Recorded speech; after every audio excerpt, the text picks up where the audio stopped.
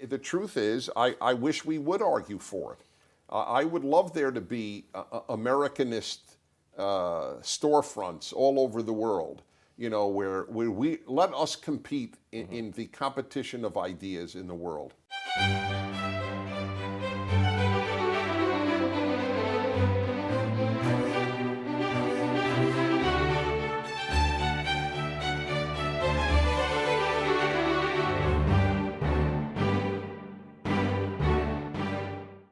One of the more remarkable things you say in your book is that, quote, Islam can be reformed and become a major force for liberty, justice, and goodness. That's unquote.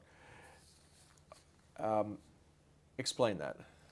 Well, of course, one needs to read the preceding pages, which are not complimentary with regard to Islam's record. I am...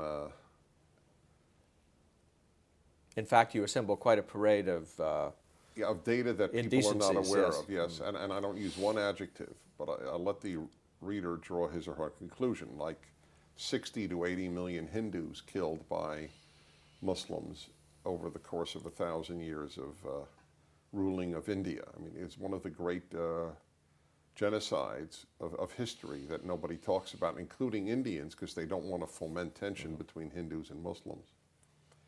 So the record is not a good one, and it is a very warlike record.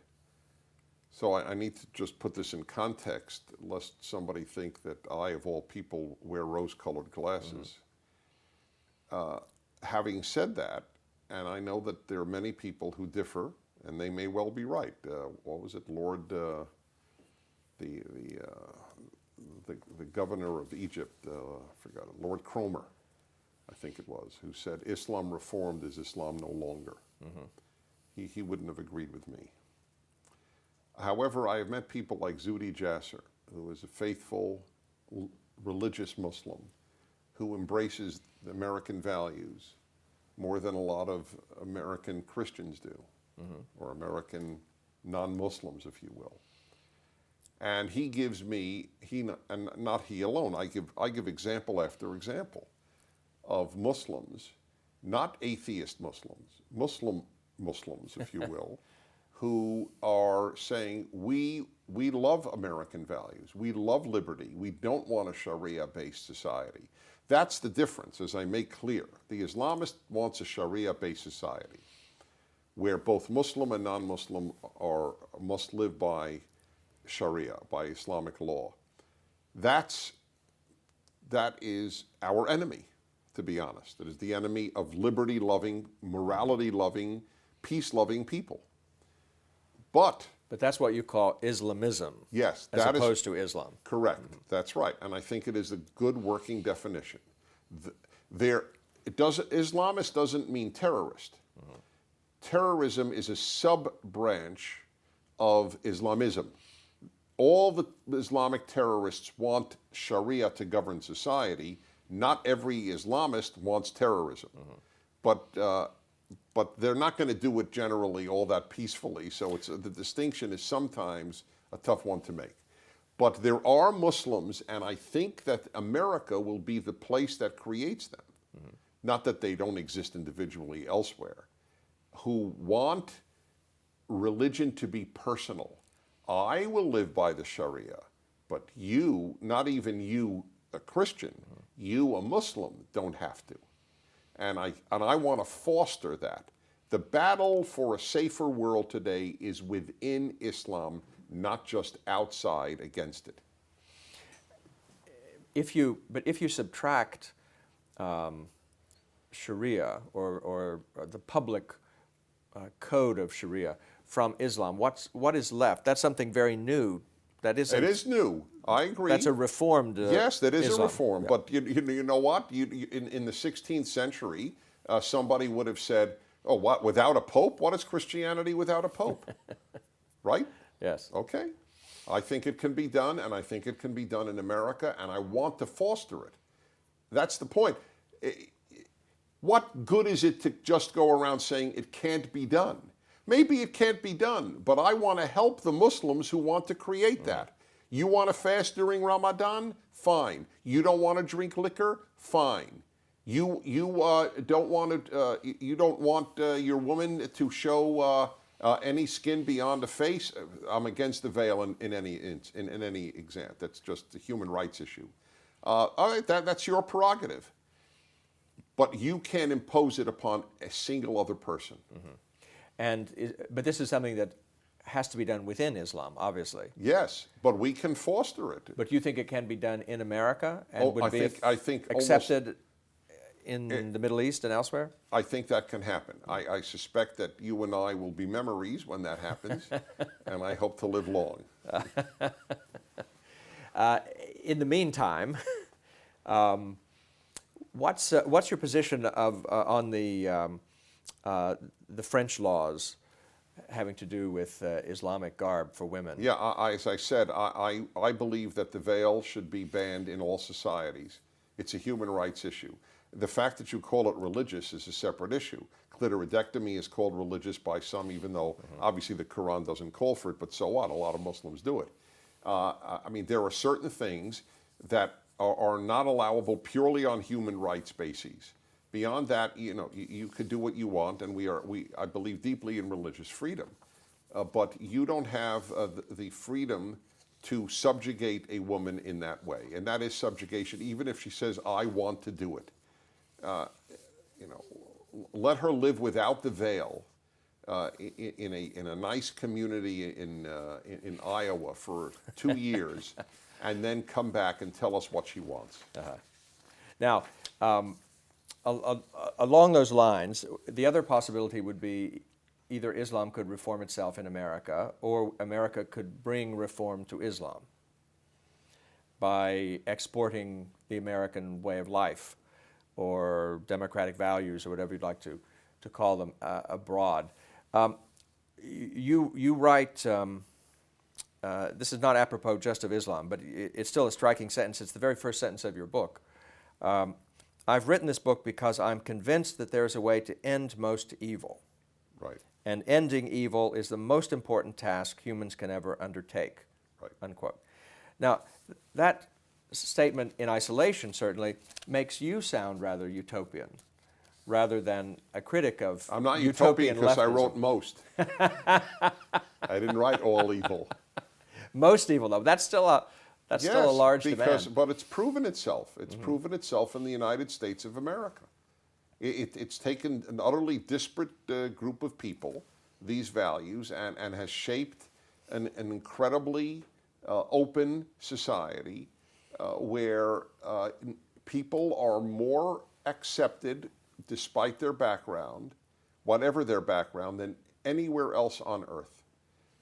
You're third generation Turk in Germany, you're still a Turk.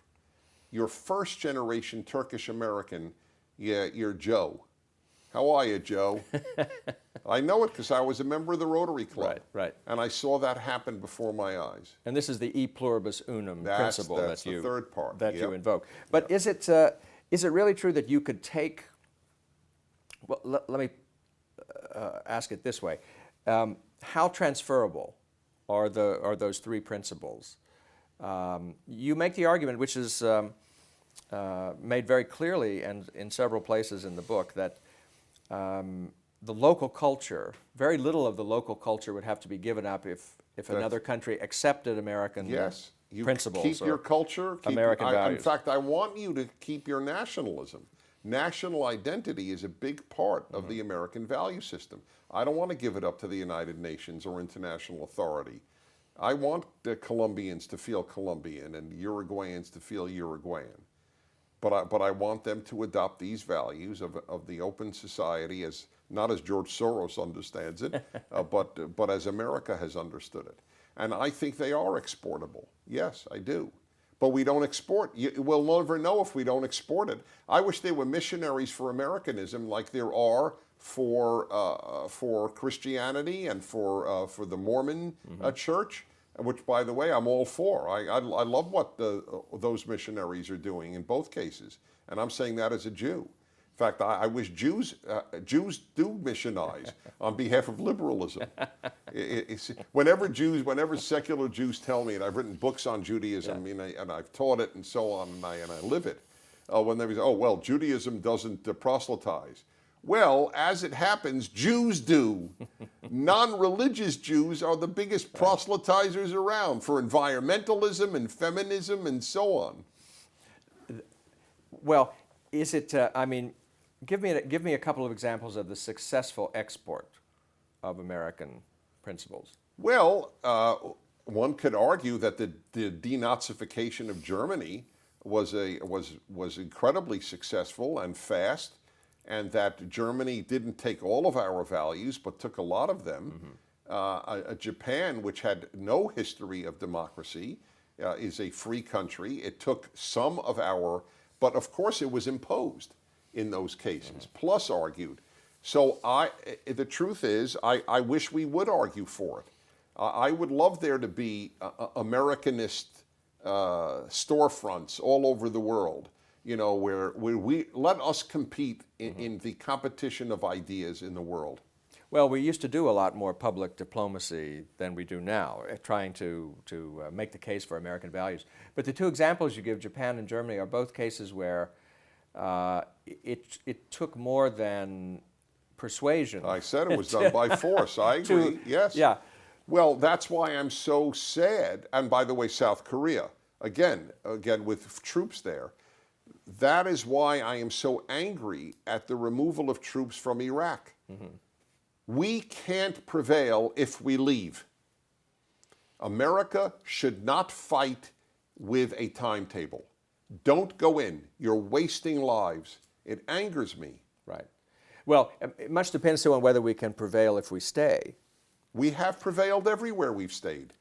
Well, look yes, at South Korea. It's the best example in the world. It's yes, but all I would say is that countries where we had totally defeated the previous regime, and where the regime was prostrate, and we could more or less creatively work our will there. That's a best case scenario in a certain point of view. But we didn't have that Iraq, scenario. Afghanistan. You're right, but much tougher, isn't it? Correct. Of course, it's tougher. But in Iraq, when we had the surge, it was getting peaceful in Iraq. As you and I talk, the amount of barbarity in Iraq is at levels that they were when we were there. And then we needed the surge. We have condemned massive number of Iraqis to death, and we have rendered the sacrifice of American troops less worthy because we have left Iraq.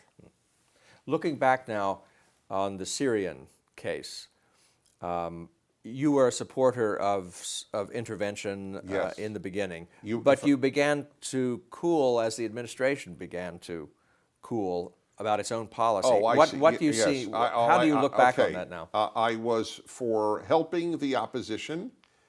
Then, when we didn't help the opposition, and I more and more read that the opposition consisted of Al-Qaeda types, I said, let them kill each other. And then, when the red line was crossed, I was back on behalf of the opposition. If the President of the United States sets a red line and it's meaningless, the world and America will pay a terrible price. And well, now looking, I suppose it's not on the table now, the same issue anymore. But are you content with the way things have worked out with the removal of chemical weapons, apparently, or some chemical weapons from Syria? Is that enough? What is the opposite of content? Is Discontent. Malcontent? Damned angry? No, yes, damned angry. No, it's a fraud. Syria will get rid of its chemical weapons. The proposition is an absurdity, and even if it happened, it's not a victory. I'm happy that it happened because then there are fewer chemical weapons in an evil place. That's very nice. But if Assad wins as a result of our buying into Russia and Iran are our problems in the world today, tragically. Iran is number one, Russia is number two. And they are the great victors in the red line crisis. And what, you dismiss North Korea, or is that I do dismiss. Subject for yes, another discussion. It's subject for another discussion, but no, I do. North Korea it does not have any influence outside of North Korea. Iran does. And Iran has vowed to exterminate a state, whereas North Korea has not. I mean, there are big differences. Looking at the foreign policy of the Obama administration in general, just as a final point in our discussion, what sort of grade do you give him? What are my options? On foreign policy? Yes, on foreign policy. Look, it's so tempting to say F that I will. Well, because I don't know of any victory. What has he done that is good? And I actually, in foreign policy, and I can't, America is a weaker force on earth for good as a result of his policies. We're militarily weaker.